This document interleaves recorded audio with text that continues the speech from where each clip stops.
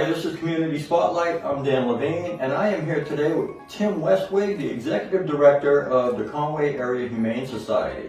How are you, Tim? I'm well, Dan. Nice to see you again. Thank you, thank you. If you could, just tell us a little bit about yourself and your background and kind of what brought you here.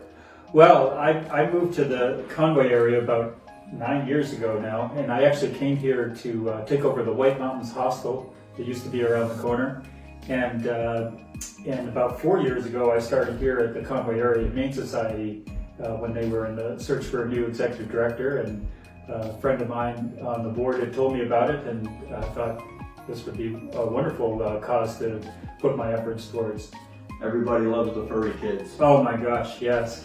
So tell us a little bit about the Humane Society and kind of what you guys do and where you come from. Well, actually, this is our 20th year in operation. 20 years? Can you believe it? Yeah. Oh. And I think even before that, people have been working for several years to even get the doors open here. So it's been going on, a good 25 years. And, the Humane Society, of course, we rescue animals and help them with shelter and medical care and finding them new homes. And, we've been doing it for 20 years here on this site. Yeah, excellent, excellent. What kind of animals do you rescue? Well, we get all kinds of animals. Mostly dogs and cats in terms of types. But sometimes we get some other small animals, guinea pigs and rabbits, and once in a while a bird or something might come our way. What's the most interesting animal that you guys have rescued? Well, for me, in the last couple of years, we've had some lizards make their way here. Yes. Interesting. One funny thing was somebody was in the yard, I think it was last summer or the summer before, and they noticed that there was a pigeon that was actually a homing pigeon that had markings on it that had just made its way here to the shelter. Kind of rescued itself. Yeah, rescued itself. So you never know. You never know what you're going to find here. And you guys do adoptions here as well? We do. Yeah, absolutely. Of course, we want to find animals in their forever homes, and that's always the best part of this job, to watch the happy families and kids and walking out the door with their new pet, and it's very rewarding. Now, I noticed when I came in you have a lot of volunteers. What do the volunteers do here? Well, we couldn't do what we do here without the volunteers that we have, and all morning you'll see dog walkers going by. But we have volunteers that do all kinds of things here. I have volunteers that help me write grants. I have volunteers, our board members are volunteers who spend a lot of time here. People help clean up the cat area, clean in the dogs. I have volunteers who come and help with the clinic and providing medical services. So it's amazing. That's wonderful. Yeah. If somebody wanted to volunteer here, what would the process be? They could go to our website, conwayhumane.org, and there is a form there that you could fill out. And we really appreciate those applications. Do you guys have any fundraising events going on? Anything in the near future? We do, yes. What's going on? On May 25th, we have Be a Humane Hero Banquet. And this is actually going to your point in terms of volunteers. This event is specifically about highlighting all the people that do amazing things for us. So each month we vote in a Humane Hero of the Month person, someone or couple or organization that's done something really noteworthy for us, and then we pick a Humane Hero of the Year. Excellent. Yeah, so we'll be highlighting that person. And that's in May? In May, yeah. Okay. So I think I was at my desk this morning going, oh, that's a month away. Yeah, it's going quick. Yeah, so again, if you want to buy a ticket or attend that event, again on our website at conwayhumane.org, and if you click on the events tab, you'll find all the information about this and all our events. Excellent, Yeah. excellent. Well, I was going to say, you mentioned agencies, and I know that being the way station, that you guys have collaborated with us quite a bit in helping some of our clients get vet food for their animals when the owners can't afford it. Yes. What other kind of agencies do you collaborate with in the area? Well, we collaborate with Starting Point quite often. You know, if there's domestic situations and the person has a pet that they need emergency shelter for, so we work with them.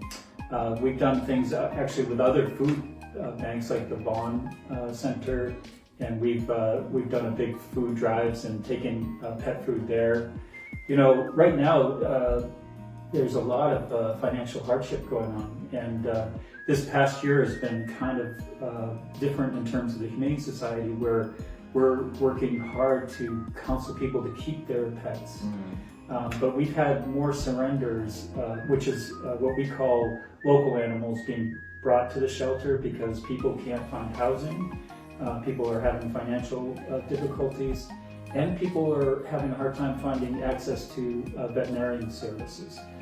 So it's been quite a shift in the last year, a little bit more than that, in terms of what we do here. So we'd like to connect the people who come here with other services that can help them in all of those areas as well. Any big plans for the future? I know last year the big endeavor was the outdoor kennels.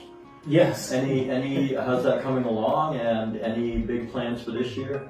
Well, we do have our beautiful new kennel out there. We did have a little snafu in terms of the noise that was generated from that. But we're working hard to find solutions so that we can be good neighbors. So we're actually, in the next couple months, we have a big volunteer effort building a big land berm out there to surround that. So hopefully that will solve that sound issue.